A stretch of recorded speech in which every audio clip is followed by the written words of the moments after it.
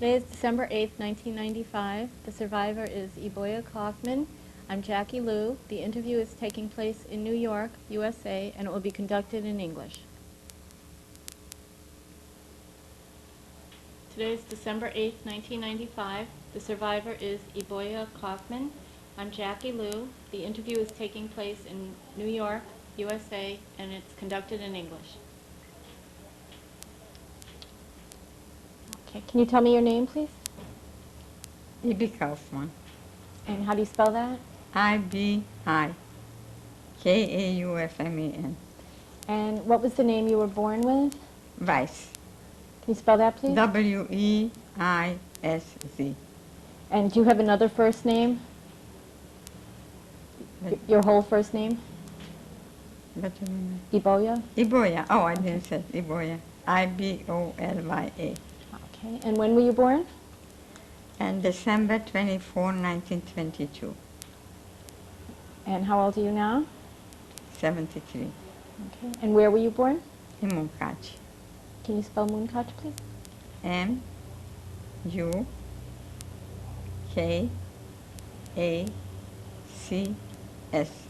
And where is that?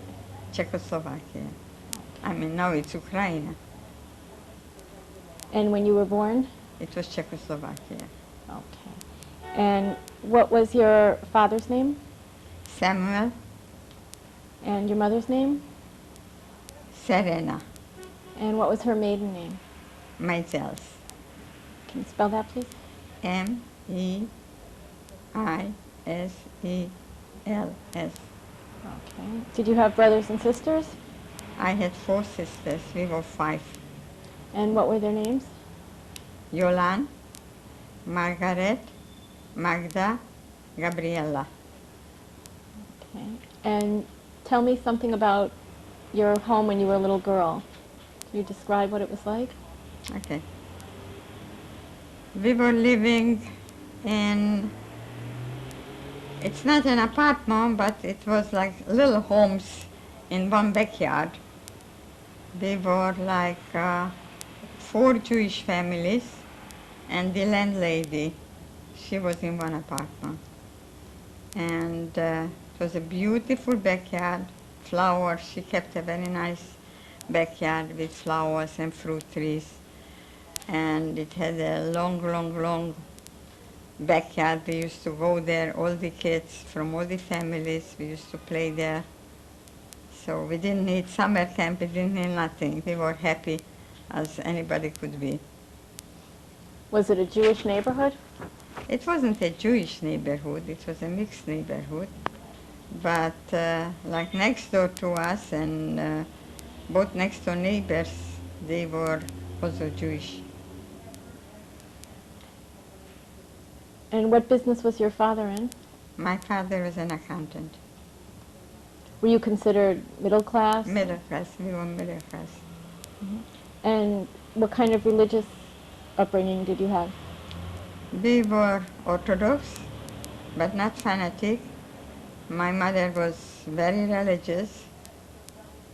My father more modern, but they went to the synagogue every Saturday and holidays. And my father went even every morning to the synagogue. Were they originally from Munkac? My mother was from Munkac. My father was from Kaposh. It's also there in Carpathia, Russia. Did you have relatives that you were close to? Yeah, my mother had 3 sisters and a brother, and they all had lots of kids, and we grew up all together. We were always, every holidays, every spare minute what we had beside the school, we were together. And tell me about your school. Okay. I went to Czech school till I was 10 years old. Was it in the neighborhood? It wasn't quite too right away in the neighborhood. It was a good walking distance. And I started when I was 5 and a half. Winter was very harsh. and they sent a maid for me, and once she picked me up, and all the girls were laughing at me that she would take me, so I was strong and I started to walk, and I never want anybody to pick me up. So Did the maid live with you in the house? yes. So this was the Czech school, and then I went to junior high. The first year I went to Czech, and this was almost across the street from our house. But there was a Hungarian school there also, with Hungarian teachers. And since we were speaking Hungarian at home, I wasn't so strong in the Czech school when I went to junior high. And the teachers was pretty strong, severe. And the Hungarian school's teacher, they always came and said, "You're such a nice Hungarian girl, why are you going to Czech school?" It was Czechoslovakia, there wasn't any use for Hungarian schools, but they wanted the Jewish should be Hungarians. This way they had more votes for having Hungarian schools. So I came home and I said, I want to go to the Hungarian school. And sure enough, my parents didn't want it, but I stopped learning, and they had to put me in the Hungarian school. And this is how I ended up in Hungarian school. And when I finished junior high, I went to a business school. It was not junior high, what is it already? High school? High school, yeah. The high school was a business school already, who made you ready for, if you wanted to continue, you could be a lawyer, but otherwise to be a doctor or something more, but they need the Latin language, it wasn't good enough. So it was difficult to get in because there was a lot of Hungarians who wanted to go in this high school, and there wasn't enough room. So it was a big exam to get in. I did get in, and I finished there when I was 18. Was it common for Jewish girls to go to school? It's not Jewish or not Jewish, but high school was already, not everybody really attended. They usually finished with junior high. But my father believed in education, and they wanted us to have schooling as much as we could get. And how was your family in the community? Did they associate with people outside of the neighborhood or outside of their family? They were the neighbors and the family. It was plenty of people. And were all of their friends Jewish? No, not really. We had one neighbor who was a very good friend of my mother. And in the school, we were mixed. We had good friends. And Who were your closest friends when you were in school? when I was in the high school, we were only 6 Jewish girls. So my closest friend was a neighbor, not next door, but like 2, 3 houses away. And she was my best friend. We were sitting together in school. And all the high school 4 years, she was my best friend. Unfortunately, she didn't come back from concentration camp. I always dreamed with her, and I said, "Oh, it's so good to see you. I was thinking you died." But unfortunately, she did die. What was her name? Margaret Moscovich. Her father was a dentist. And what did you used to talk about? Did you used to talk about the future? It's hard for me now to tell what we were talking 50 years ago or more, but sure enough, when it was war already, we spoken a lot about what will happen to us. We were aware that it's war. I was more afraid of war than what will happen to the Jewish people. How did you feel anti-Semitism starting to? We grew up with it that there were a lot of people, mostly in my neighborhood, some boys, they would tell you dirty Jew or something, but we were thinking we're superior maybe of them. We didn't think that we are something under them, or so we grew up with it. It wasn't something that we were fearful of it. Did your family talk about it? No, And did it affect your father with business? no. So when did life start to change? When the Germans occupied Hungary. I mean, it's when we were Czechoslovakia, and then the Hungarians came in 39, and there was a little bit more anti-Semitism than during, I mean, more, what should I tell you? They started to make some rules. You cannot do this. Like when I finished school, I couldn't go to the university. It's very, very few people went to the university. I couldn't get a job. So in this respect, we felt it. But the other respect, I mean, otherwise, my father had a good job. My sister was a pharmacist, so she had a good job. My other sister, she was working for my sister who was managing the pharmacy, but not legally. She couldn't work as a pharmacist.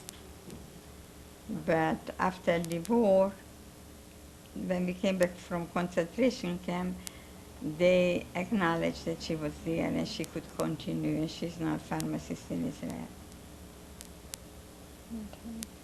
Okay. So what were you doing when the war started at that point?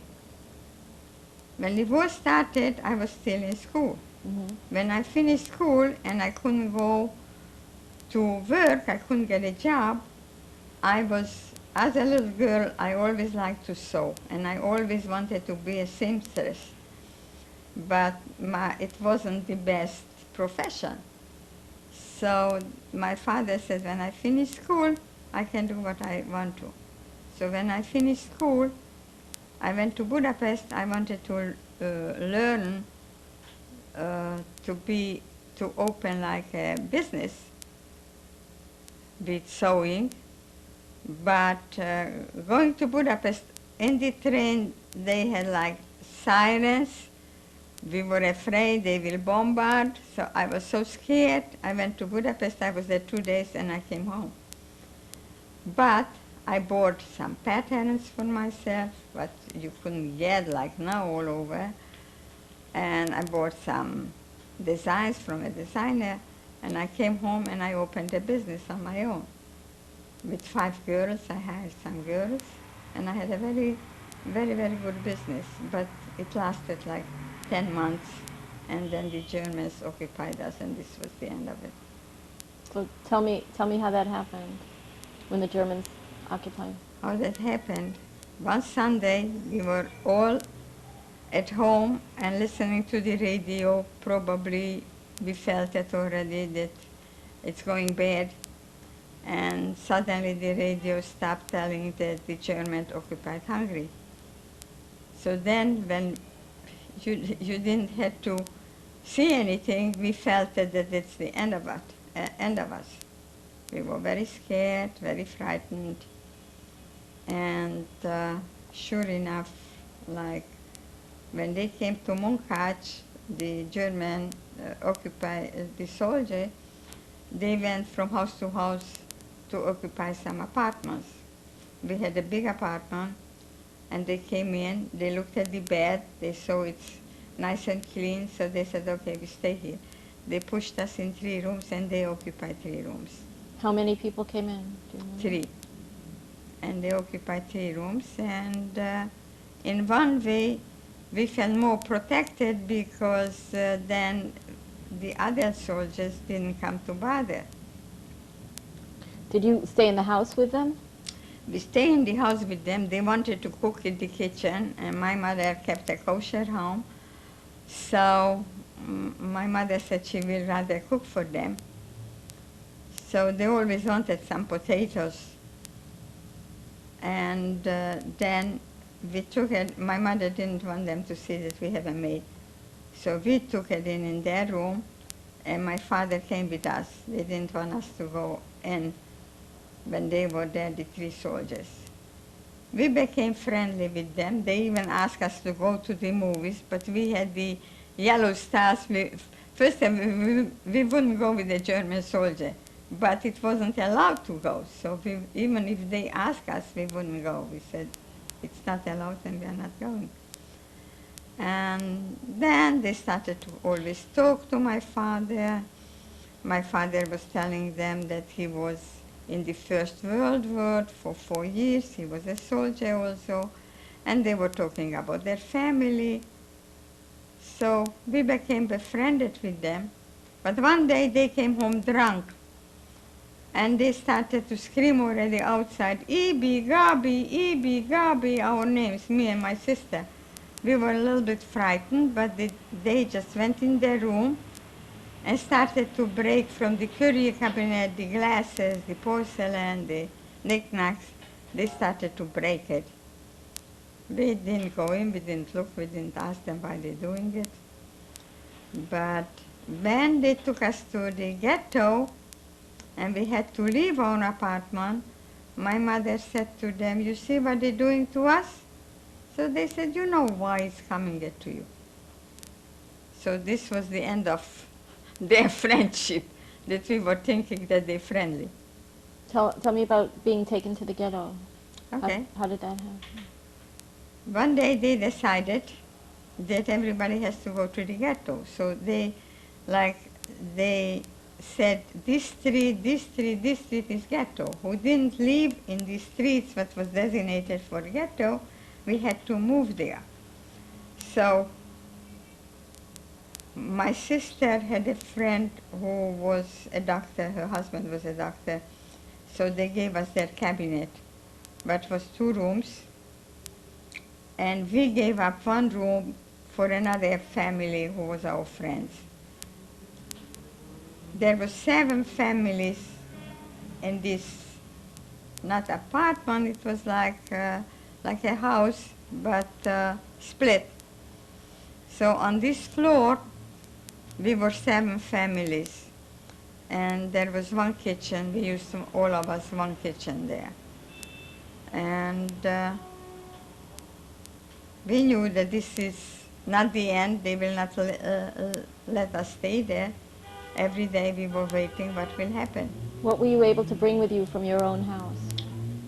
Clothing and bedding and whatever you could carry in your hands. You didn't have a car, or you didn't have carriage or something to carry it. So, but it wasn't too far from our apartment, so this day, whatever we could, we will carry over, whatever you could carry in one room. And this is the first time I saw my father bitterly cry. That whatever happened to us, he said it wasn't worthwhile to come back from the war to survive this. In the ghetto, our window was to a street where the soldiers came back from war. We saw already that the war is ending because they came back from Russia. We were picking out, it was dangerous to look out, but we were picking out from the window, expecting that maybe we will be lucky enough and the Russians are coming in. But the Russians stopped at the border and they didn't come in yet. So they took us to Auschwitz. Okay, when you were in the ghetto, how long were you in the ghetto for? 4 weeks. Okay, and what did you do there for 4 weeks? Were you able to walk around? We were walking around, yeah, between the other relatives, between some friends. We could walk around just in the ghetto. And you had to wear the yellow star? We had to All the wear the time. yellow stars, yes. And was your father able to work? at all? No, no, we And didn't. how did you eat? We took some, I always think about it. I don't remember being hungry. But we took with us like dry beans or dry food, whatever you could have, because I mean there wasn't any fridge there, so to conserve it. I really don't know where we got the bread. Probably we could buy the bread or something. But somehow it's skipping my memory how it was. I remember I was cooking because we didn't let my mother come in the kitchen. She shouldn't see. Some people were cooking non-kosher food. And so I was cooking, and mostly I think we had soups from dry peas or beans or whatever. Uh, we had some friend of my sister, once in a while she would come in and bring us some fresh vegetable, but very seldom. And since my sister was a pharmacist, I think in the beginning she was going out from the ghetto working, but it didn't last it for long. Were any of your sisters married at that time? Yeah, my older sister was married, and she didn't live with us. They didn't let her stay in Munkaj because she was married to Siget, another city. And she went to the police to ask permission they should let her stay with her child with us. And she was crying, and this guy there in the office, he said, keep your tears for longer, you will need it. Don't cry for this, and didn't give her permission. And she had to leave, and we felt that we might not see her again. What about grandparents? I didn't have any grandparents, they died. From my mother's side, they were dead before I was born. From my father's side, they were in another city. I remember my grandfather benching. You know what benching means?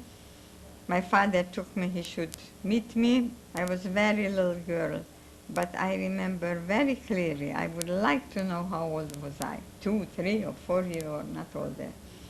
And then my grandmother, she came to us, and I went to the other city, but very seldom I saw them. And my uncles used to come to our city. So these are from my father's side. I didn't have too many relatives. I had just one cousin in Munkaj, and my uncles in Ungvar with my grandparents. Yeah. So when you were in the ghetto, was there somebody who was the head of the Jewish community there? There was a Judenrat, and my uncle belonged there also. And actually, I don't know what went on there, but there was between the Germans and between the Hungarians, this was the communication. And my father, I remember he used to go there, but he didn't tell us nothing what's going on there. Did you know what was happening in Eastern Europe, in Poland at the time? Yes, definitely. You knew about the concentration camps? We knew concentration camp, we knew gas chamber, we knew that they're killing people. And I had a cousin who was not living in the city. She was in a small community on the countryside somewhere. And like in 42, the Hungarians, they decided, who didn't have the papers in orders, who didn't have the Hungarian citizens, that they are Polish, because there were probably a lot of Polish people coming into Hungary. So they just took all these people, took it over the border, and let them go in Poland on their own. And this cousin of mine, the husband, came somehow back and told us all these atrocities. He was thinking that his wife came back with the child. She did come back, but she was caught and sent back again. So from him we knew what's going on there. He told us. And did your family try and get out at all? Did they talk about leaving the country, or? There was nowhere to go because Hungary was one of the last countries being occupied by Hitler. There wasn't any other country where to run. Some people went to Budapest, went up to Budapest. Some people went to Romania, but very few people that I know that were running away. Some young girls, even for us, they said, oh, they might take the young girls first, and but me and my sister would never want to leave my parents. We didn't want to go to Budapest, I mean, to run away. And I had a sister who was paralyzed, and this sister who was paralyzed, she always said, you will have to run and you will leave me. And we always said, we will not leave you. And this was the story, but actually I'm giving this interview for that when the day came that they took us from the ghetto to this brick factory and from there to Auschwitz, we were the last one that they find out that there are Jewish people there, because we were living, like I told you, in this apartment that was over a pharmacy and a non-Jewish restaurant. So they didn't know that there are Jewish people there. So last minute they find out that there is 7 families, and actually they threw us out in 5 minutes from there. So when my father, should I stop now? Why don't we stop now and we'll Okay. continue with this part. Okay. Thank you.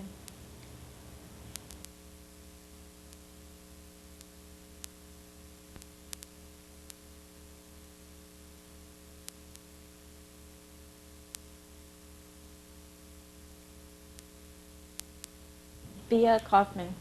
Can you continue, please? Yeah.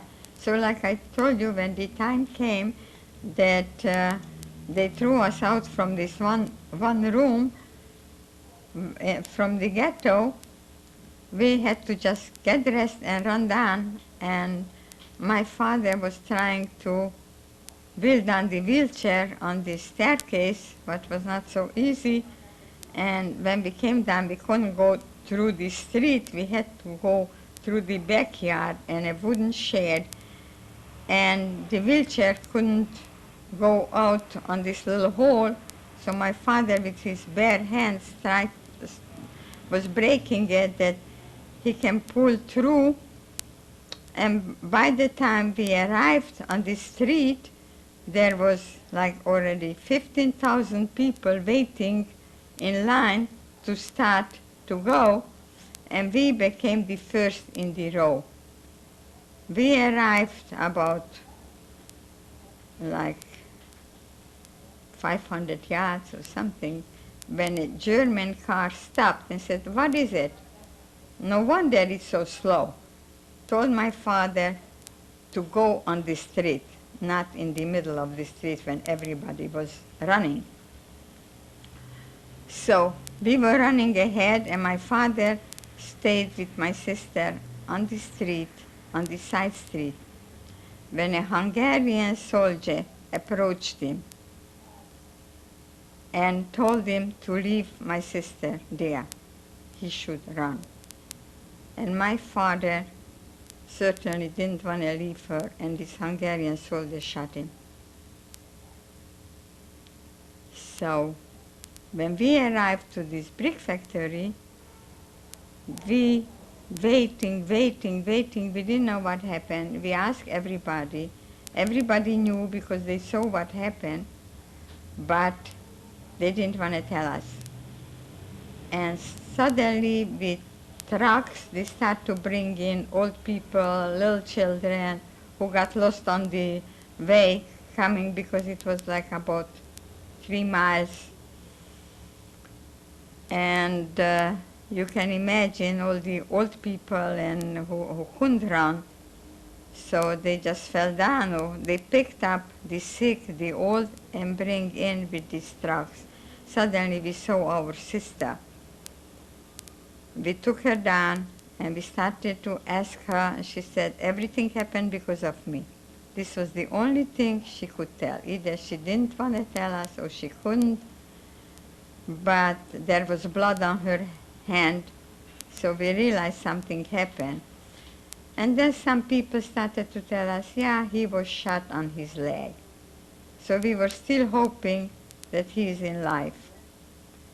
And also, like I told you, since my sister was a pharmacist, she had the occasion to go back to the city for some pharmacy, what they needed for this 15,000 or more people there in the camp. And she asked somebody to call the hospital. And since she was pretty well known in a small city, all the pharmacy and pharmacists and doctors, they know each other. They tell, yeah, he's here and he's all right. So we was always hoping that my father somehow survived, because he was 58-year-old, and one day they come to write up who is the names and who is in the ghetto and how old they are. And when my father said 58, this person said, maybe we should write 60, you should be older. He said, no, if anybody will survive by the German, it will be the young people. I would rather put that I'm younger. So I knew that he realized that how to survive, so we were always hoping he might survive all this. But already in the Auschwitz, people told us that he was buried in the backyard of the synagogue. And when we came back, somebody told us that next day he took him to the cemetery. And he was buried in Munkac in the cemetery. Okay. So you were walking to the brick factory? Yes, we were walking to the... How far away was the brick factory? I think it's about 3 miles. About. It was a long walk for us. Do you remember what the weather was like that day? I was in a coat. I didn't comb my hair, so I had on my head a shawl. And they were taking a lot of movies. So I must be somewhere by the Germans or Hungarians on their movie, because we were in the first row. So it couldn't be. It was spring, and even in these 5 minutes that we had to leave the room, my mother was worrying that I should take a warmer dress, what I was putting on, and she just pulled it down from the hanger. I still see it halfway hanging. And sure enough, I just went with my, not summer dress, but not a warm dress. You had only 5 minutes to leave the ghetto? Our room, because they find out last minute that there are Jewish people there. So who told you that you were going to have to leave? How did you find out? Like I told you, the other room, we were in the second room. We had 2 rooms, this doctor's cabinet. So in the first little room, there were our friends, 2 girls with the mother and father. So they were knocking on the door. And they said, they came for us, they came for us. This is what I remember. So, and right away, this Hungarian, mostly Hungarian military, they came in and said, out, out, out, get dressed, get dressed. So we just had time enough to put on a dress and a coat and run. Okay. So you all walked to the brick factory? Yes. Okay, tell me about that. The brick factory, you don't expect that we arrived to rooms, so it was like sheds where they're drying the brick. It wasn't, they were open space. But somehow my sister had a friend who went to school with her, and they were there already. Some people were caught earlier from the countryside, not from the city, and they were already there. And we knew that a lot of people were taken away already somewhere from there. There were all kinds of rumors. Some people told us we're going in Hungary, deep in the country. Some people said we're going to Poland. We didn't know where they're taking us, but we knew that they're not taking us to good places. So this girl, she was there already, and they had some beddings. I remember they took us in their bed, actually. They didn't have a room. They said they just had a room for some beddings, and we were sleeping on the floor with them. They gave us, between them, they were so nice. They took us in, the three sisters, and my mother, with my paralyzed sister, she went in so-called hospital. They had like a room for these sick people, and they got a bed there, and there was two of them in one bed. How long were you there for? 1 week. And tell me, can you describe everything, what you did all week? It was terrible. It's not with what we did, because they were there, they were hitting people, they were hitting the men, they were making fire, they ran in the fire somehow. It was just Who was in charge? Hungarians and Germans, I mean. But you know, they're always talking about the Germans. The Hungarians were pretty bad. Very bad. I remember when we were running on the street to going to this factory, I saw smiling faces. I don't tell that everybody or my friends or some, that everybody was bad. Some people were hiding people. But I saw smiling faces, but it's always in my mind. That, like they were happy that they're taking us. And in this brick factory was very bad, and every day they took people, as much room they had in the cattle cars. So we knew that next day maybe it's us. We tried to postpone it, so this how we were there a week, because the doctors and the pharmacists stayed longer, so we could stay. How did they make the selections? They just took the people, and people like, I had my aunt's sister on my father's side. She said, oh, you don't have what to wait, come with us. So I assumed that probably people already didn't wanted to stay there in brick factory and didn't mind where they're taking us. And this sister of my aunt wanted us to go with this aunt. And she told this to my sister, and she was there with her friend. She said, yeah, don't listen to her. You know, she's crazy, because she tried to tell us that we shouldn't wait for my father. So we didn't go with them, because anyway, we were closer with my mother's sisters and all these girls, all these cousins. So we wanted to be together. So we went like about 36 cousins and aunts and uncles in this cattle car. And we came back. I was always thinking that we came back 9, and I just spoken to my cousin who gave an interview also in Los Angeles. He said, no, you're mistaken, and we started to count. He said, I was the only boy who came back, but there were 12 girls who came back. So we were 12 young girls who came back from all these relatives and aunts and uncles. Okay, so tell me about about going there. Excuse me? Tell me about the cattle car. Tell me. Okay. They put us in like 90 people. There was sometimes hardly room to sit down, never mind to lay down.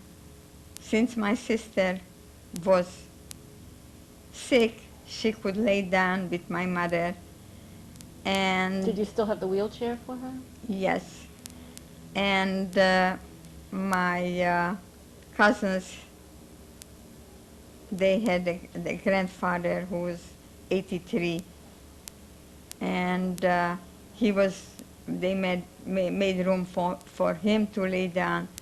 The rest of us was either sitting or standing. It was crowded. There was 3 people who gave birth there with whatever. You didn't hear a word of crying or screaming. And this is the reason when I was pregnant and somehow my sister-in-law gave birth and she was screaming, and I said, I will never scream. And she said, wait until you will give birth. I said, I will never scream. I said, if I saw 3 women giving birth in this cattle car and we didn't hear a word, and 1 woman in Auschwitz, middle of the night, she gave birth, and in the morning they just killed the child and throw it out like with the garbage. And you could survive this. So I said, I will not scream, and I didn't. How long were you in the cattle car for? Somehow I was thinking it's 3 days. That people telling me it was just 2 days. It's 2 to 3 days. But it was, you know, you didn't have the sanitary, I mean, you didn't have food.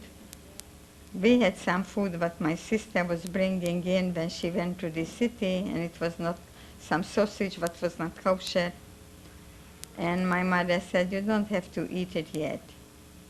But we were eating it. We had a piece of bread, so we had some cookies, I remember, but we were hungry.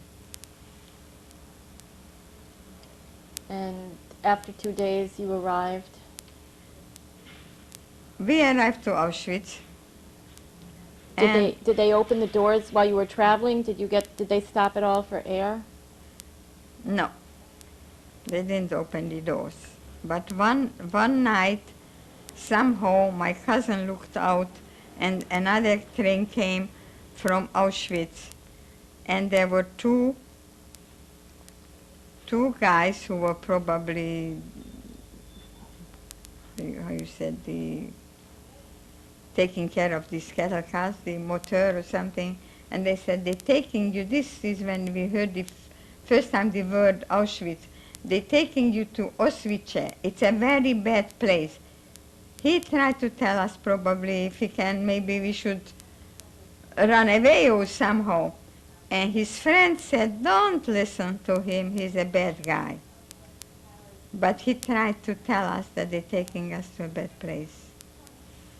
And then in the morning when we arrived there and they opened the door, sure enough they said, go down, go down, go down. And separate the men, separate the women. And we saw people in striped uniforms. So they said, listen, maybe they will not kill us. There are people here, prisoners. Maybe it's a prison. Maybe they will not kill us. And my aunt, who was always like, she liked to joke, she said, oh, I shouldn't bring my potato peelers. The old people probably will be working in the kitchen. But when we arrived and they start to separate the young one on one side, the old one with the children on the other side, the men separate, the women separate. And somehow, one of my sisters, Gabi, I will give names because my daughter and my son were looking. I have already one tape that I gave for the Holocaust Museum, and they said, you don't mention names, and the children or the survivors will not know about whom you're talking, you know.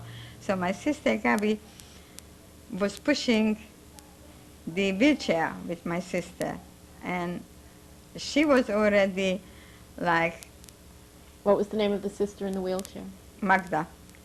And they were already like 5 yards to the left when Mengele saw my sister and asked her, are you sick? She said, no, I am a nurse. I'm taking care of my sister. So he said, come back, you walk, they will go by car. and at night you will meet and you can tell that you are a nurse and you can work in the hospital. And actually, he saved my sister pulling him back from the left side. Sure enough, she was 22, she was young, she was strong, so he decided she still can work. It would be a shame maybe to kill her if she can be useful for working for them. So, when we were walking towards where they took us to the bath, I saw that we didn't walk 5 minutes and we arrived. So I said, and they said, undress, and they started to cut our hair. I said to my sister, Margaret, her name is Matsu actually, we called her Matsu. She was the pharmacist and she had morphine with her. I said, what we waiting for? That they should kill us, let's take the morphine. The cousin and my ran over there and she said, didn't you hear that we will meet the parents at evening, what we will tell to your parents? I said, never mind. They told us also that we have to walk, and we didn't walk 5 minutes. I said, they will just kill us. And then my sister said, our older sister, Yoli, wasn't with us. And there were a rumor that they are in Hungary. She said, oh, maybe she will survive and we cannot kill ourselves. But she managed, the only thing we could take with us to Auschwitz is the shoes. She managed to hide in the lining of her shoes the morphine. And we had it with us. And every time, in a very dark moment, this was it with us. We knew that if we want it, we can take it. Somehow one day it broke and we lost it. And I had a vague feeling, I said, maybe we will survive, because this was very easy to die with it. So I said, we don't have it now, the easy way. Maybe we will survive. So this was how we... Then, when they took us to the bath, water came, it's not gas, for us. But for the older and for the children, my sister with her child, my mother with... I will never forget the look at my mother when she realized she is alone with my sister. And then I saw her sisters going near to her. They were younger than my mother, and I said, oh, at least they will be together. So later on I will tell you the story from my mother's dress, unless you want me to tell it now. You can tell me. Okay. Like I told you, I was a seamstress and I was sewing, and I made all the dresses for us.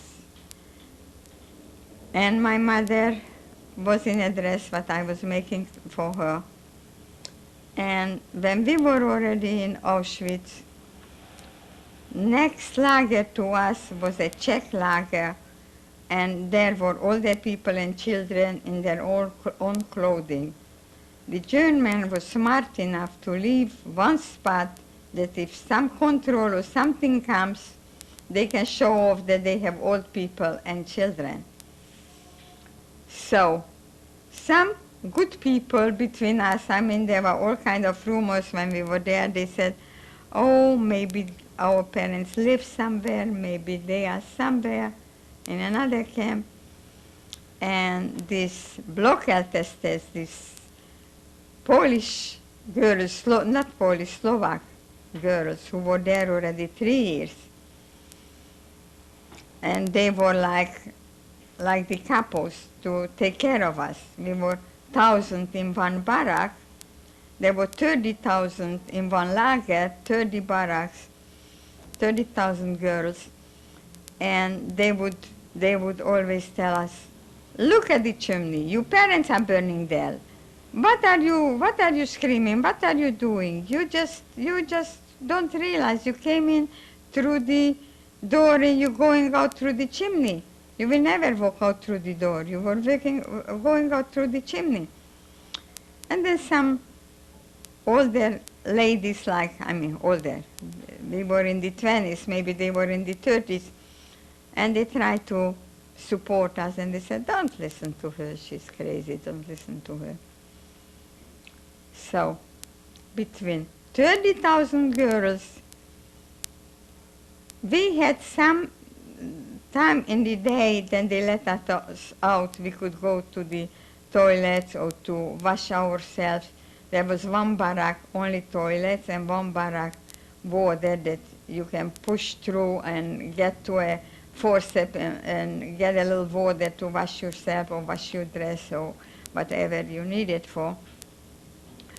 And you could walk like a couple hours. They give us liberty to walk and meet the other, if I had a cousin in another barrack or some friends, we could meet sometimes. So this young girl approaching one of our friends and said, "Oh lady, you look so honest. Would you hold on to my things?" She had maybe a piece of bread or a comb or something. Her whole fortune could go in your two hands. She said, "They're taking us to the bath to disinfect." And this friend of ours comes to the barrack, back to the barrack, and said, "You see, even here they recognize who was I at home." She came from a very wealthy family. This young girl gave me this package to hold on to it. And she told her in which barrack, in which bed she is.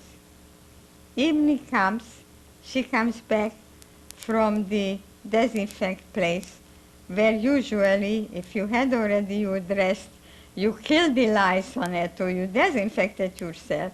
They take it away, they put it in some machine, they throw out a piece, and everybody get a different piece of garment. You didn't get the cure. Your dress.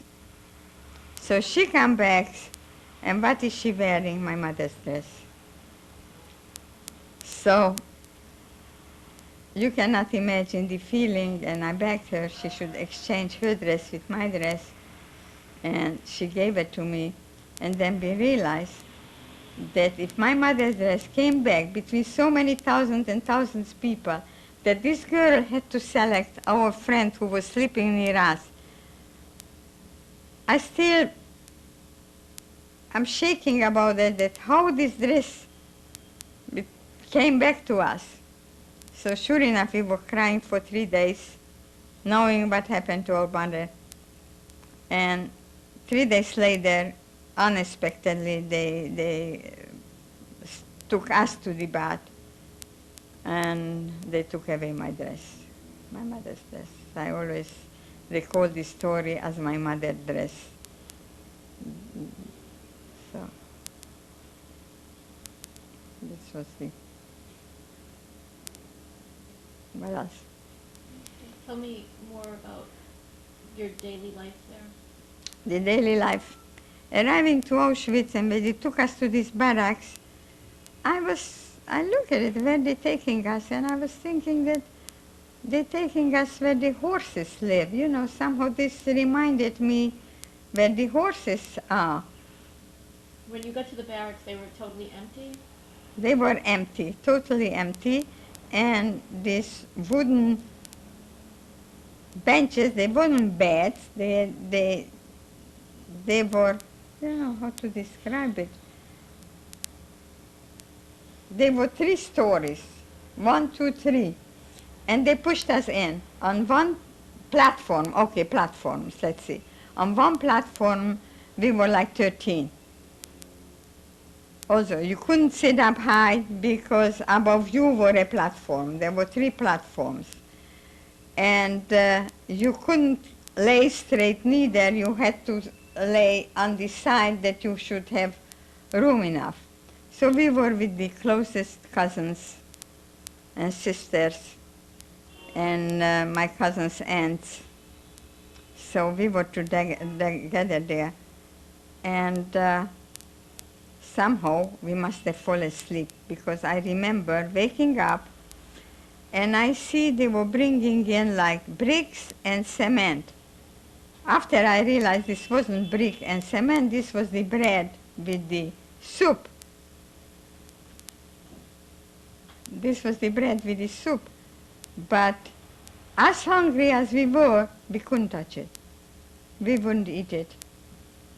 And then the Germans were smart enough, they had also experience, and they didn't give us next day.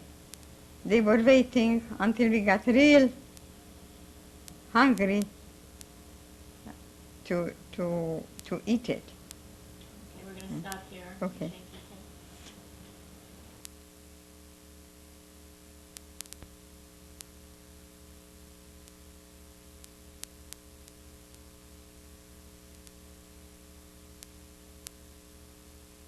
December 8th, 1995.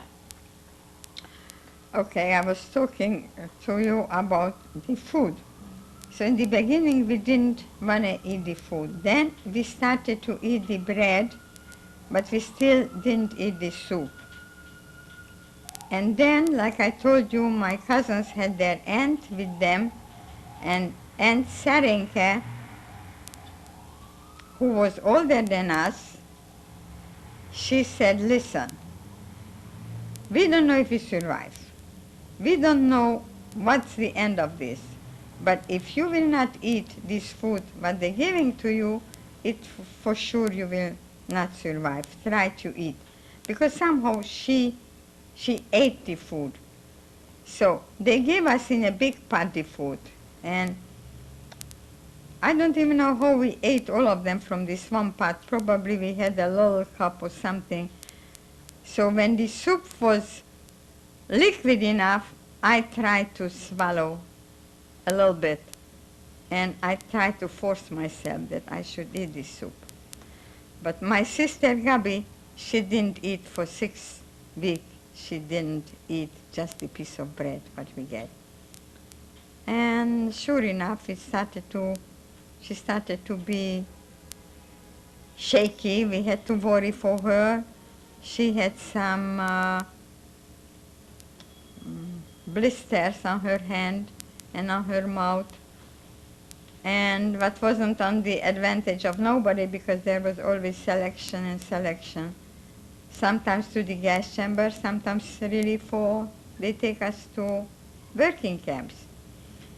But since we were 3 different, my sister Matsu was already 29 or 30-year-old. So we considered her, you imagine that she's already old. Gabi was sick, with her blisters, and I held up pretty good, and I was the youngest between them. So if there was a selection, we went always Gabi first, Matsu second, and me, because we decided if they take one of them to the gas chamber, we push ourselves in with them. And they didn't mind if somebody really wanted to go. So somehow Gabi had a round face, and she was lucky enough that on one hand we had to put the dress, the other hand hold up, that they should see who is already thin enough to the gas chamber. So somehow her round face was always that they look at it, and she went through. And it was always the struggle not to be separated. This was our worry and work in Auschwitz, not to be separated. If they send one somewhere to the kitchen or go for food or something, we went all the 3. We tried to be as close together as possible, that they shouldn't separate us. And we did survive, the 3 of us, together. What work did you do while you were there? In Auschwitz, we didn't work. In Auschwitz, first of all, we were they called it Vernichtungslager. This lager where we were, these 30,000 people, they were always just selecting, either to work or to the gas chamber. And like 2-3 months later, There was a very, very big selection. Everybody had to go through.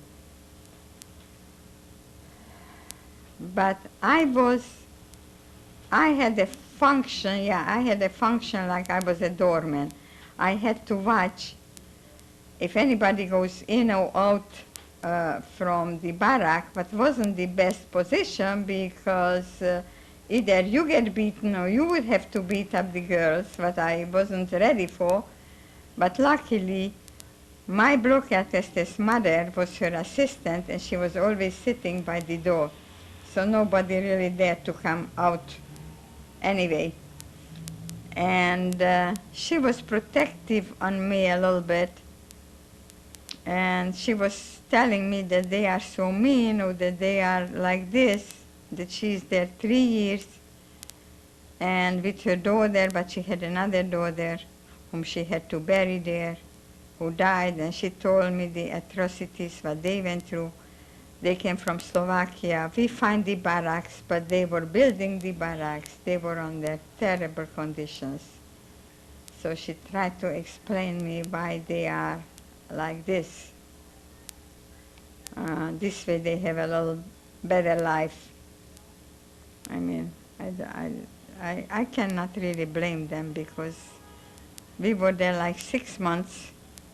And I don't know if I would have stayed there 3 years, what would I become.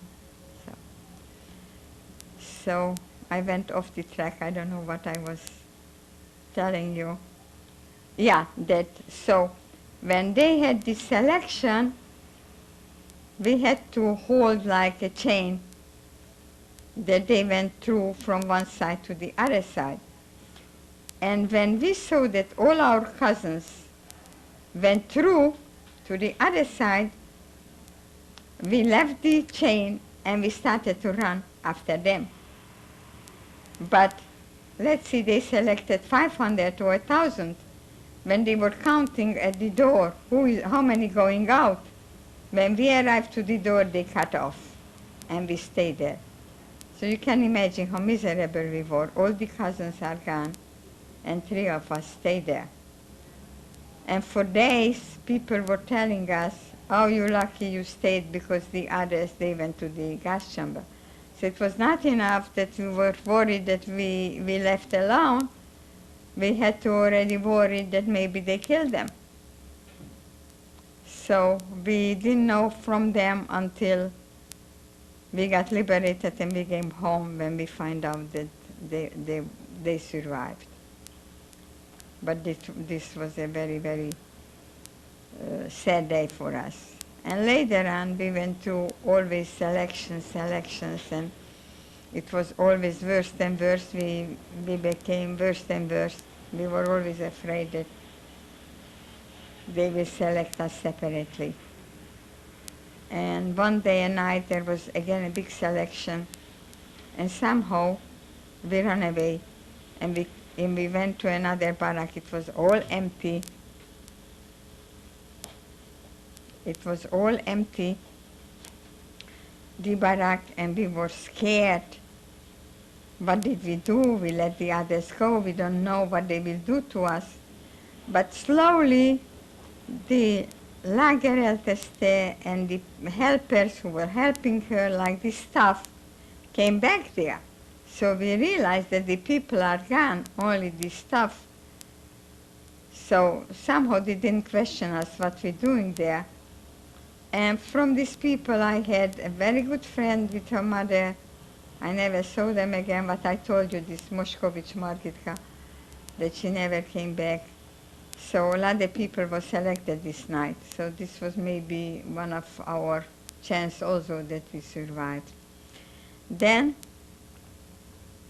when it came that they liquidated the Seelager, it was end of October, and they had big selections, and they separated everybody who is going where. And they let us sleep there at night, and in the morning they came and they started to take out the people from the Seelager. So they started to go like 300, 500, 400, whatever they had in their groups. And suddenly, from the back barrack, from the last barrack, people started to run and mingle between us. And everybody was like running to the front. And I stopped. I said, what you all running? They're taking us. Don't you see we all going out? Why you have to push and run? And I said, I'm not going, I'm not pushing. So my sister stayed with me, and we were always 5 in a row. So this friend of my sister with her mother who was with us, they stopped with us also. And they're going, all the groups out, and the last group, they stop again, and they don't let us go out. They putting us back to the barrack. So everybody said this was the group for the gas chamber. But we weren't so upset because, so we are 3 together, we go 3 together. We were ready any time already that they will take us. Somehow they realized, probably the Germans, that what happened, and Mengele came back and started to select from these 300 people, some people to get out. And again, my sister was lucky. Somehow he turned around for another woman, and he caught her by the neck like a chicken, and pushing her in this little room where he pushed in the people who goes to the gas chamber. And he made sign for my sister, and she ran through. Again, he was looking at her face. So we came out from the barrack, naked, the 3 of us, we start to kiss. And this how they took us to another lager. We were still in Auschwitz like for 1 or 2 weeks. And then they took us to the working camp. But this 1 or 2 weeks was terrible also. You didn't know where you're going, where they're taking you. It was the food, what they gave you, somehow it wasn't organized. If you didn't push, if you didn't fight, you didn't get it. I remember being very, very hungry. And this time we were in these platforms on the high up. I was up there and looking down, and this lageress make herself her dinner or lunch, peeling potatoes and having a big plate of potatoes. And I'm looking at it, and my tears started to fall without crying. Just my tears came out. And I said, will I ever have a plate of potatoes? So, but nobody cared. You were eating, you were not eating. Finally, the day came when they gave us some clothing. They changed our clothing. They gave us a coat. And you could select some shoes if you didn't have shoes. And we were again 5 by 5, and they started to put us again in these cattle cars. So, but on our misfortune, since we were 5, they did 2 and 3 in one car, 2, and in one car 3. And me with Matsu, with my sister Matsu, we went on one side, and my sister, who was the worst off, they separated from us. So all night we were crying. And then there were German soldiers in the cars, like 2 of them, watching us. And they were nice. They were nice with us. They said, listen, they're taking you out from Auschwitz. They're taking you to a nice place. And he was nice enough in the morning. He took another woman was crying for her daughter, and he exchanged them. So we got our sister back. And middle of the night, we stopped, and he was stealing carrots from some train and bringing it for us.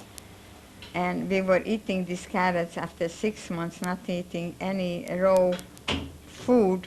And they gave us a sausage and a bread for the trip. I got so sick.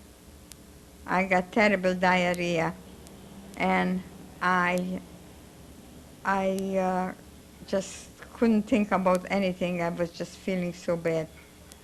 And in the next morning, we wake up, we look out, we are in Austria. It was sunshine, but the snow was on the grounds already. You could see the palm trees. It's like in a dream where you arrive. My sister says, look at it, where they're bringing us. I couldn't care less. I was so sick, I couldn't care less.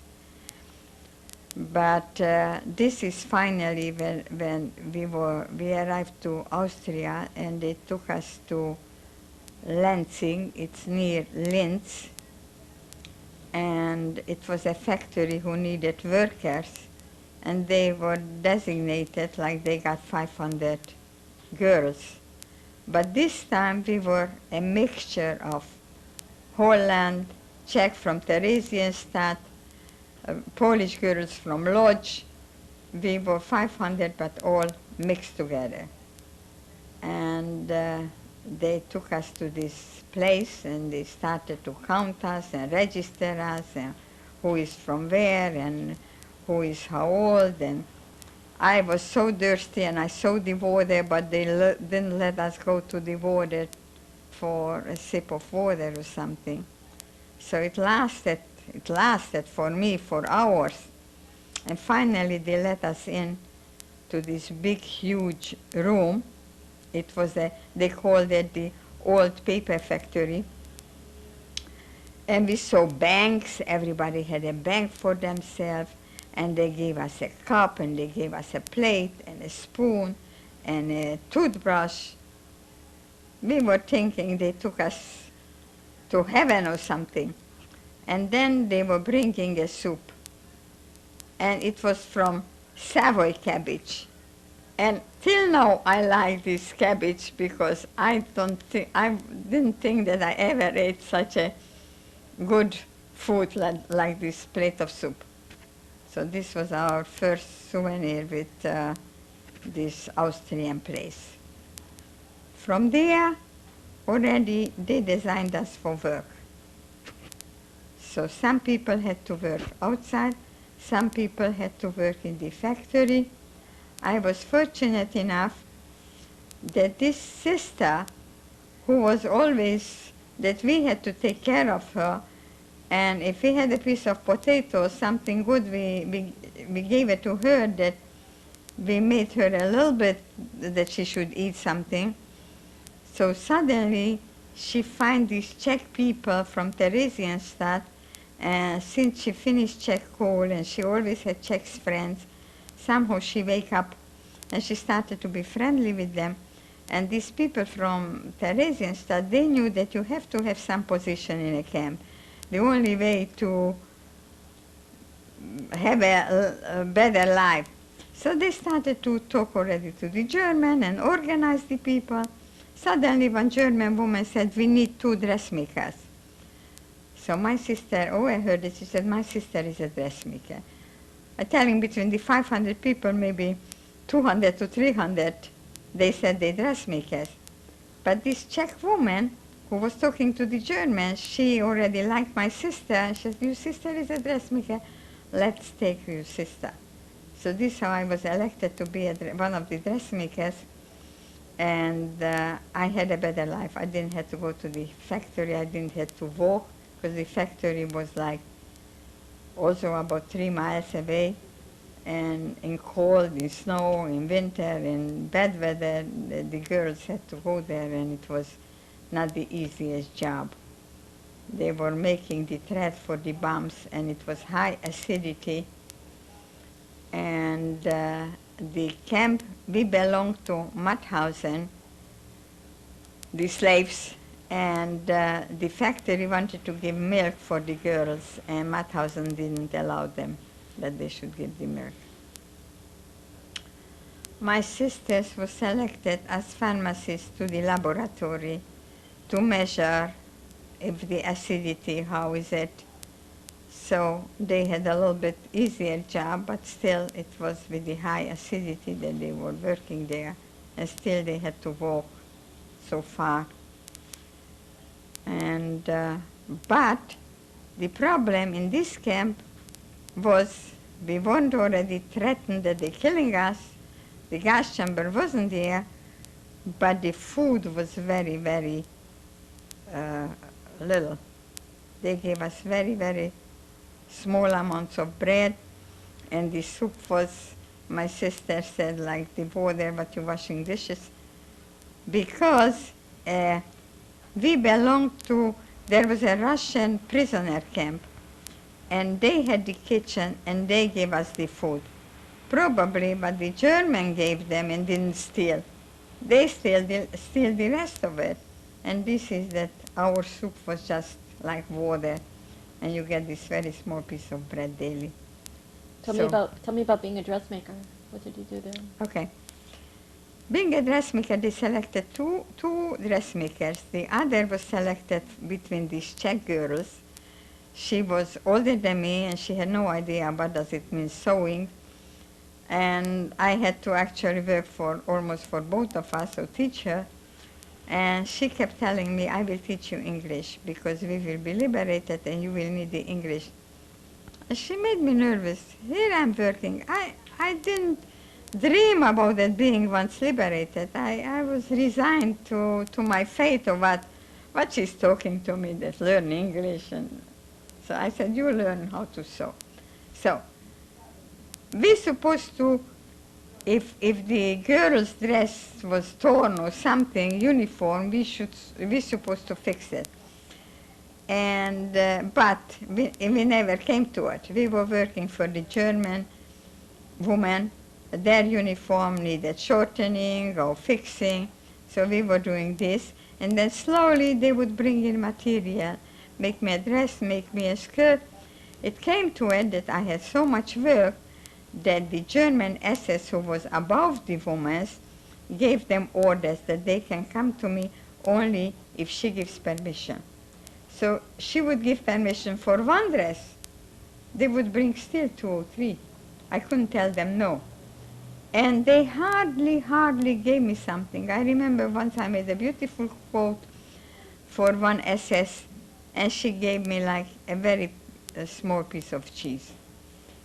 And once in a while, somebody would bring me a piece of bread. Once, I made something for one other SS, and they said I should bring it to her where they were living, so they took me there. She closed me in her room, and she gave me a piece of cake. And she said, I have to eat it there. This was like a punishment to me that we cannot share. I cannot share it with my sisters.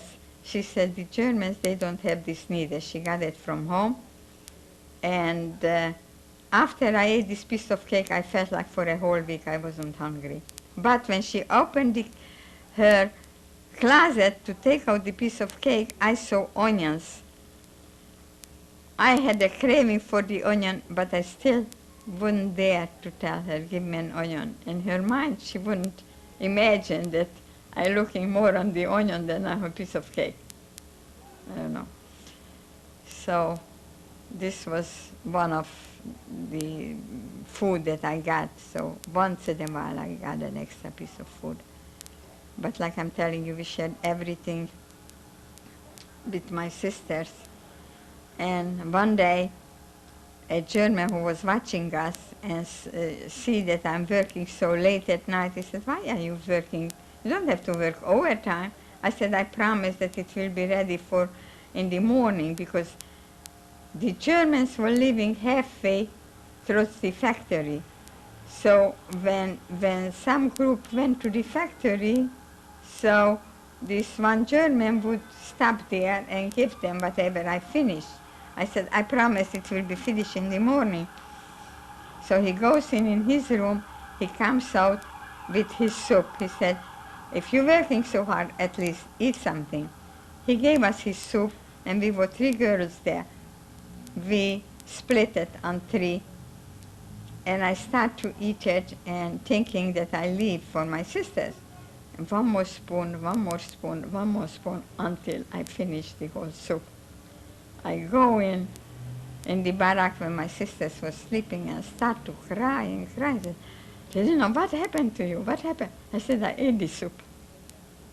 So sure, she told me it's not such a big thing, and they were sleeping. But it was hurting me very badly that I ate the soup and I didn't share it with them. So this was working in the dressmaking. So when it came, I don't know, how should I, you didn't give me guidance, how should I tell the stories? You're doing fine. Because towards the end, when they started to tell us already we will be, the Russians are not too far, people came back from the factory, they were talking to other workers, the Americans are not too far, the Russians are not too far. And I still didn't believe it. So then the German women, one day they start to get back their material. Said, give me back my material, give me back my material. I said, what happened to them? And my sister goes to the factory, comes back, and she tries to tell me, come, come. She doesn't talk, she just said, come, come. She pulls me all over to the toilet, closes the door, and shows me that she has a bread. I said, where did you get the bread from? So she tells me that some Hungarian people came, they were running away from Hungary because the Russian came into Hungary, and they coming to this factory, they want to teach these Hungarians, they should learn what my sister is doing and what the other girls are doing, that they will take over the work from the factory. So, and he was complaining to my sister that, oh, the food was so bad lunchtime. They gave us such a bad food. She said, you complaining about bad food? We are starving here. We are so hungry. He said, you want a bread? And gives the bread to my sister. I said, I will bring you tomorrow. So my sister is coming with the bread, and finally she's showing it to me. I was thinking she went crazy. She was so happy with this bread. She said, he promised me he will bring me again. And we're telling this story to somebody, and I said, did he bring next day? He said, next day we were liberated. So this was our joke about how we got liberated, so that we got the bread from this Hungarian. But it actually, it didn't go so smoothly like I'm telling, but somehow in my memory, the bread and being liberated, it's getting together.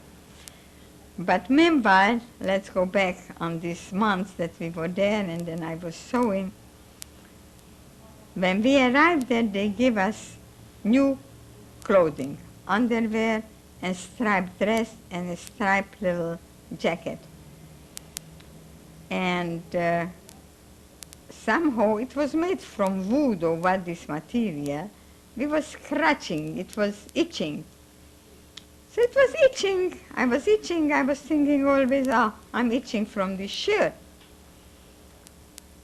But unfortunately we got a sickness, it's called scabby.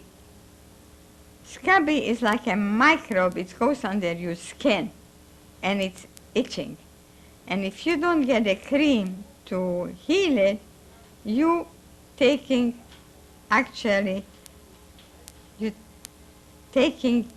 scratching your skin until it's bleeding. And I don't know when I should stop because you can finish this part of your story. Okay, so it's a longer story. Oh, We itching, and the half camp was itching already, but I was between one of the worst. My body was already full of blood and full of, I mean, it was just terrible. And there was a little infirmary I mean, we went there was a doctor from Prague. She was also a slave, but she was a doctor. And we went there, and my sister said, listen, we have scabies, and we have camp has scabies. Ask the Germans, ask the doctors for some cream. It's very easy to cure this. If in 3 days it's disappearing, if you have the right medicine. You know what? We're going to have to stop. Okay, here. yes, because Okay, I'm it's, sorry. yeah. Mhm.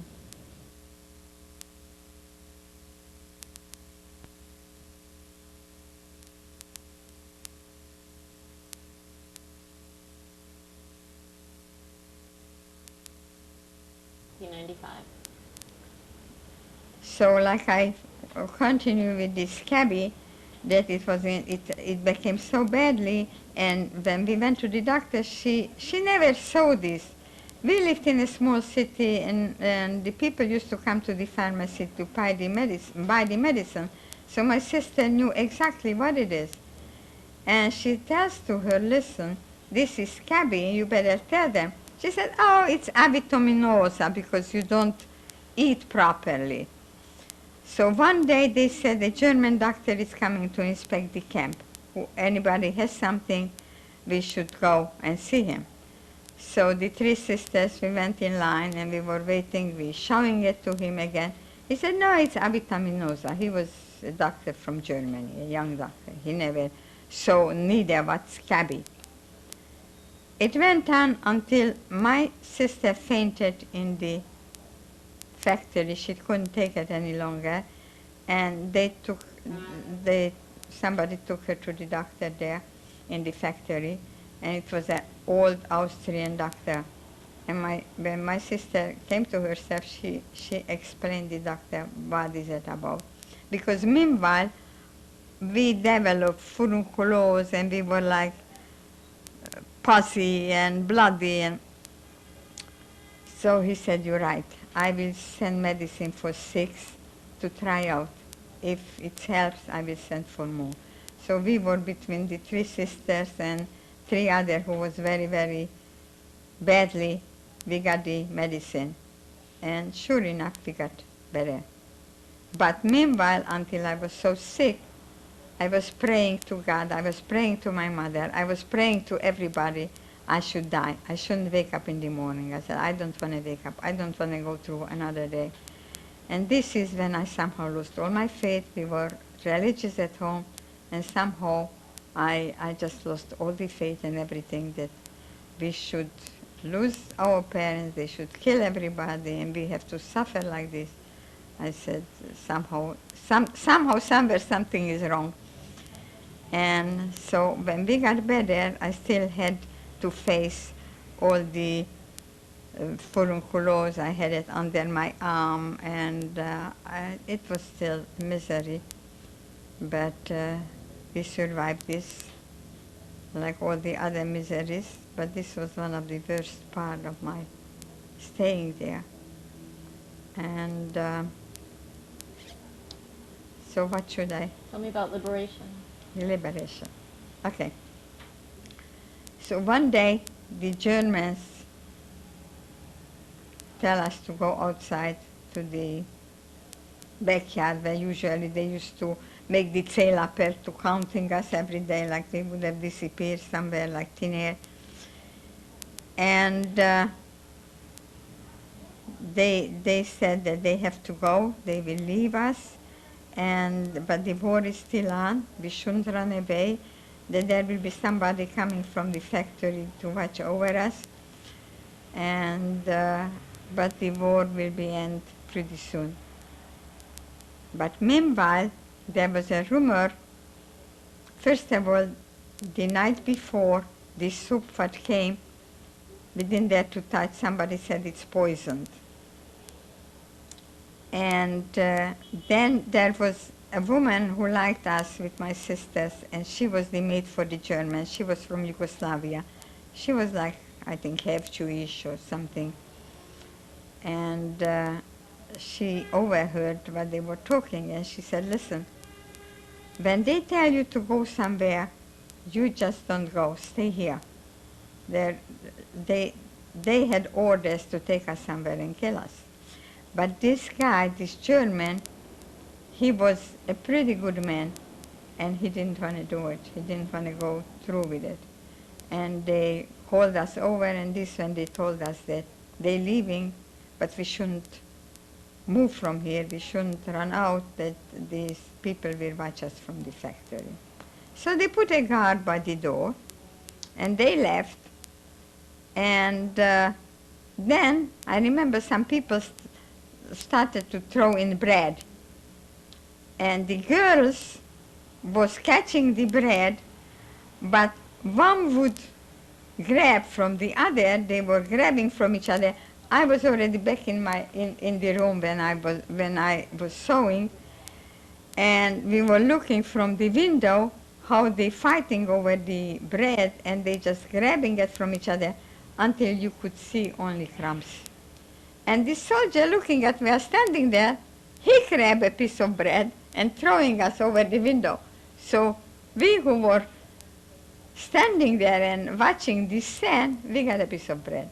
But nobody actually got nothing from this bread, because they were grabbing it from each other until it was like dust. Then they decided that they're going out. They will not wait until somebody throws us a piece of bread.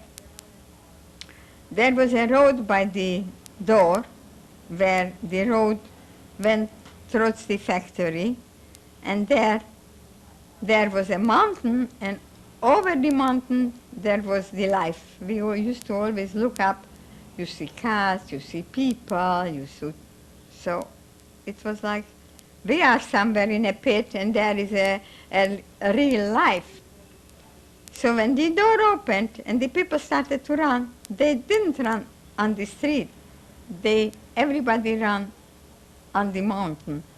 So this is how I realized everybody had the same feeling like me, that there is the real life above.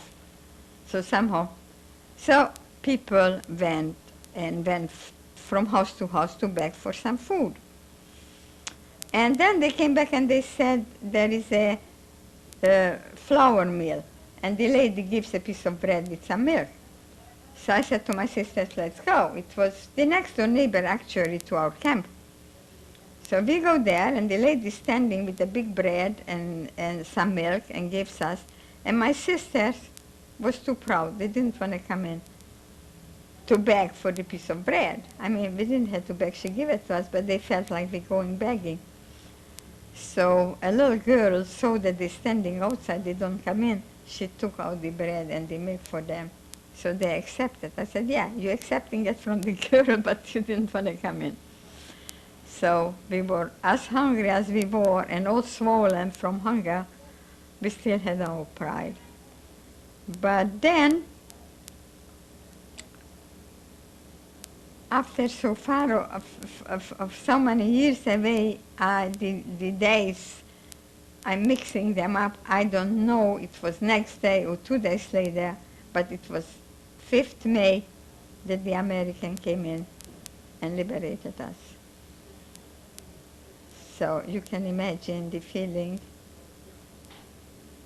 that you are free suddenly, and there are these beautiful American soldiers and all try to pamper us. They took us to another place, and the first they give us a sausage for everybody and a bread. And my sister said, be careful, don't start to eat heavy because our stomach cannot take it. And she said, let's just share one, let's not eat the whole sausage. So she shared for 3 of us one sausage, and I ate 1/3 of it, but I got very, very sick again. So here I go, we have the food and I cannot eat it. I had such a cramp, and they asked for some whiskey from an American soldier. He gave me a cup of whiskey, and I started to lick it like maybe it will make me good. But then we get a Red Cross package, and there was this milk powder and coffee powder and lemon powder, and I was mixing like creams always. I was mixing it and tried to eat it. I just couldn't eat. And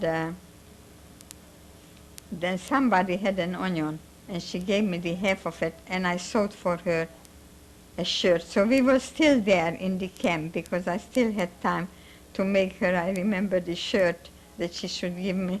I had this notion to have an onion. I mean, I wanted to have an onion. I don't know why. So I was making her a shirt, and she gave me a half an onion. So after the war, where did you go? Okay. After the war, when we were liberated, we were there, and the people, they registered us, who was born where and where we belonged to. So they started to send, like, the Holland people came first for the Holland people and took them to Holland. And the next were the Czech people. We were registered as Czechs, and they took us to Prague. So it was a very happy trip. I remember we went with these trucks. We were singing. We were happy with our freedom. We stopped at certain places. The Czech people were very, very nice with us. Wherever we stopped, they would bring out food and giving us water. And so we arrived to Prague. And where we arrived, there was probably a place where every prisoners, when they came, they arrived there. And other people who were there already, they came to see who is there, who is coming. So 2 boys from our city, when they spotted us, they said, "You have 2 cousins here." Because still we didn't know who is in life, who is not in life. Yeah, still in Austria we find out that my 2 uncles, my father's 2 brothers, who were lawyers and doctor rabbiners, that they died in the camp there, not far from us. So we find out this, but we still didn't know who is in life. So in Prague, this boy said, "Come back here tomorrow, and we tell your cousins, and they will come back here." Sure enough, next day we go there, and we had already, I sewed myself a dress, a skirt, I sewed a blouse and a skirt, I had some sweater, and we were thinking already we look all right, compare what we were wearing. And my 2 cousins arrived with, it's the 2 Meisels, Andrew Meisels, they live in California. They arrived in striped uniforms. They were still wearing their striped uniforms because this is how they could manage to get some more help, some more food, some more money. They were going from one place to the other. They were younger than us. And they said, the first word to us, "Oh, how shabbily you look. You look so bad." They didn't like our dresses. That they were in the striped uniform, it was all right. So they started to tell us they know already where to go, where we get some help, where we get some money, where we get some dresses. Though they start to come with us. And we were still like in a haze, just happy to be alive and to be free, without thinking. I mean, so we got some tickets for shoes and for dresses. And we go for shoes, and they give us a pair of new shoes, I remember. And then from the shoes we go to a place, we come up, we go in a big room, and then I see underwear, dresses, like skirts, and then I wake up. Suddenly I realize that I'm a poor nobody, I have nothing, I have no parents, I have nowhere to go, I have nothing. They just taking from people dresses, and they're giving us charity. And somehow I wake up. And there I realize actually what's going on. So, but we were still hungry and going, like I'm telling you, from one place to the other. Once we get tickets to a Czech restaurant, I have to tell this because of the Czech people, how nice they were. And we go to this restaurant, we get the menu, and the dessert was like a bun filled with something. And it was such a thing that not plain food, you get a dessert. And the people there in the restaurant, who were eating, and they got their dessert. When they saw us and they saw how we looking at this food or how we eating it, everybody came over to our table and gave us their dessert. So we had now a big package of all these buns. And we had some friends whom we knew they went to the train station to try to go on the train to go home to see if they have somebody left for their family. So we knew that they left without nothing, without food though. So we ran to the station to taking these buns to share it with them and give it to them. So there at the train station we find the other cousin of mine, Ernest, who is here in New York. And he came back already from Sziget, Romania, where he met our cousins who lived there. And he said that, by the way, he's my husband now, not Ernest, the Alex, that he find his home, he find his business, he's in business, and anybody whom he finds who came back, we should all go there, because we knew we cannot go to Russia. We didn't want to go to Russia. That we all should go back there and meet. This should be our meeting place. So we knew already about Alex, that he came back, that his brother is home, and we met these 3 cousins. We still didn't know about the girls, what happened to all the girls. And so one day we decided we tried to go to Sziget. But it wasn't easy. There weren't trains, or the scattered trains all over refugees. Everybody was running with the trains, going on the trains, coming from the trains. There was somehow a meeting place.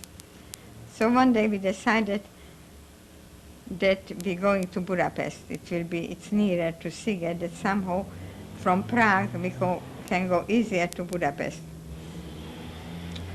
So we went to the train station and we got on the train, but then we couldn't go further. We got on another train. There wasn't enough room. You had to hang on the stairs. You had to hang on the top on the train. And there, on the front, there is one empty train, half empty, half with Russian soldier. And we said, could you take us with you? Sure enough, 3 girls there.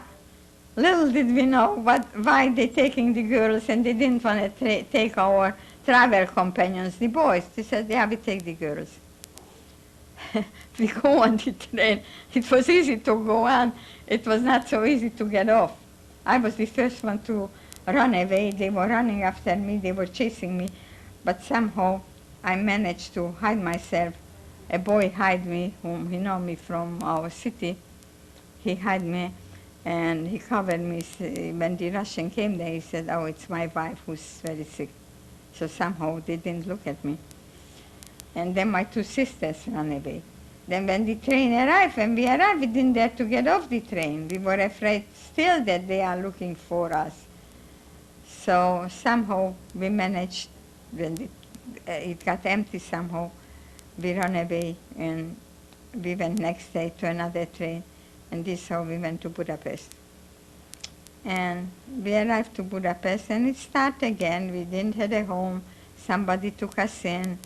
Somebody let us sleep on the floor in their house, because they were asking who is from Munkacs, who is from Munkacs. They were looking for their daughter. We knew that she is not alive, but we didn't tell this woman. But we just told her that we know her from Munkacs. And so she took us in, and we stayed with them. We stayed there for a week or for 2 weeks. And there we find out that we have some cousins left, and they are in Germany. And one got married already. Somehow she met a boy also who was in camp, and they were liberated by the English people, and they made a wedding for them. So we find out this, so we were very happy that these cousins lived. Then we find out that some other cousins survived. They were in Belzenberg, and all the 5, they survived. So we were waiting that they might come back, but we, we decided we try to go to Siget. So everything took days and days. And on one station we got caught by the Russians. And they started questioning us, where are we going, where are we coming from? And luckily that my sister was perfect in Russian because she went to Russian school. And she explained them that we're coming back from concentration camp and we want to go home. She didn't tell that we want to go to Siget because it was still one way to go to Munkac and to Siget. So they let us out. And we ran away again. So finally we arrived to Siget. And we arrived to Siget when my husband actually is our cousin, but he was my brother-in-law. He was married to my older sister. And we stayed there, and he had his business, and meanwhile his sister came back also from concentration camp, and she told us, she was with my sister, that when they told, she was carrying my sister's child, and they told her to give it to her mother, my sister ran over and she said, it's my child and I want to go with him. So sure enough, they let her. So we knew there is no hope she will come back. So we were crying as much as we could. Every night, this was the program, sit down and cry. And slowly, the other cousin came, so we had like a group. We started to try to live a normal life. Then my sister, when we came through Siget, met her husband. It wasn't her husband this time. She was a pharmacist and she was working and managing his pharmacy. He was 3 years in working camp and my sister was managing his pharmacy. So when he knew that we are back, he said already to somebody, when they see the Vice sisters, we should come to Munkac. He's in Munkac, he got back his pharmacy and we should go there. But we didn't want to go to Munkac because we knew the Russians are there and we don't want to go to Russia. And on one of the stations we met him. He said he's going to Hungary. He tries to get back a pharmacy what his uncle had in Hungary. And if not, he's going back to Munkac.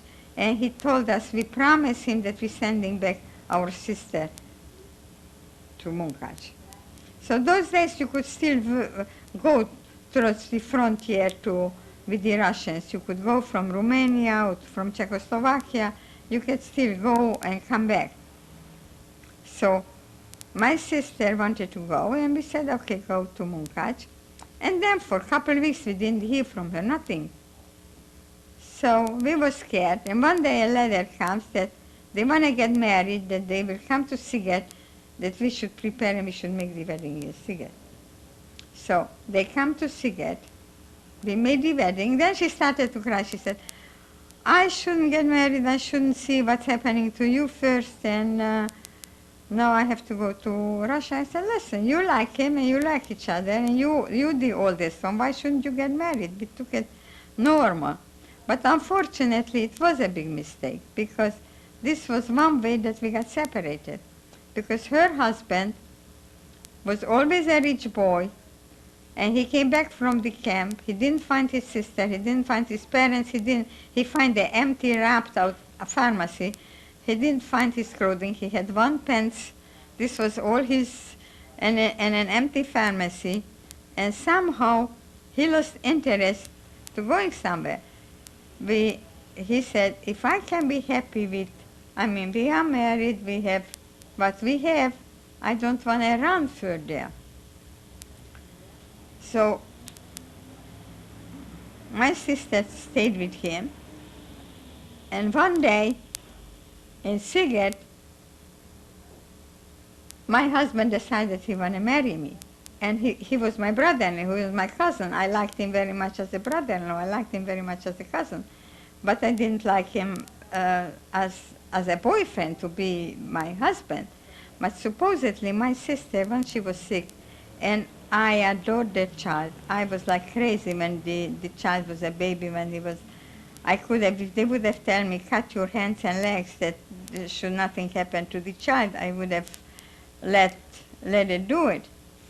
So somehow my sister said if something happened to her, he should marry me because of the child. But there in Siget or all over, whoever came back from concentration camp, everybody was lonely, everybody was alone, and everybody was alone. So you meet people, they said, you want to marry me? And this is how people got married. I mean, it's, nobody had parents, nobody had nobody. So my husband decided, that he want to marry me. I picked myself up and I went to Russia to my sister. And they had one room, and they didn't, this was, when you're in a small city and you have a pharmacy, you have in the back a room. When you stay overnight, you sleep over in the pharmacy. Anybody can wake you up for some medication. So this was just the room in the pharmacy. So this was their apartment. They didn't have an apartment. We couldn't go to an apartment. Some Russian occupied it. We couldn't even go and see what's left or what we have there. And so we were just living in this one room. And in the pharmacy, they were making this famous cream for the scabby, because the whole population had this scabby. And they always came into the pharmacy and, can you make, we need some grease, some oil or something to make this scabby. So they would bring us butter and chicken and eggs, anything. So we had plenty of food. And I was cooking in this little room. We had not a stove. They made water for the pharmacy to make this, how you say that in English? Distillated water? Distilled water. So on this we put some pot, and this how I was cooking. I made one meal, I put it somewhere, and I made the other meal. So a big deal was when we got a second pot. This is when my brother-in-law said, if I can be happy with a pot, where should I run? I see you want to stop? So, because then when I'm telling it's long.